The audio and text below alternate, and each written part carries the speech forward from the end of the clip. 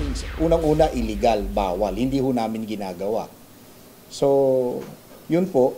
Pangalawa, hirap tayo sa pondo at hindi nga ho talaga nakalaan. Wala nga ho tayong nakalaan na pondo para sa mga ganyan. So, the figure itself is talagang walang, sa amin lang mahirap maging makatotohanan. Ito ang sagot ng PNP sa muling paglutang ng isyung matagal na umano nilang sinagot. Ayon kay PNP PIO Chief Police Senior Superintendent Leonardo Carlos, ilang mga datos na ang kanilang ipinakita noon para malinawan ang issue.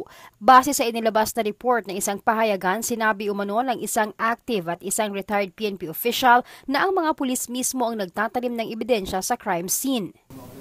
Napakahirap kung gawin kung at the ground level, no? Because we don't have control over the operation of the CCTV operation or the recording.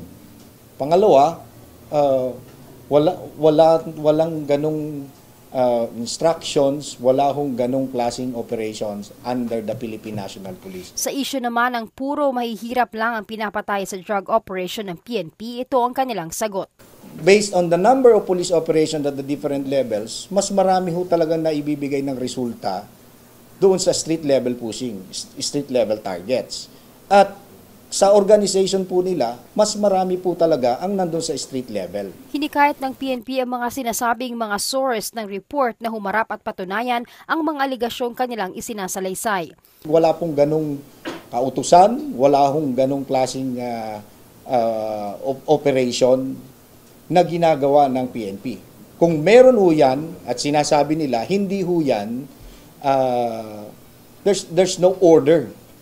So it's going to be an illegitimate on their own. Sa ngayon, muling bubuo ng investigation body ang PNP para muling buksan ang investigasyon sa mga nasabing aligasyon.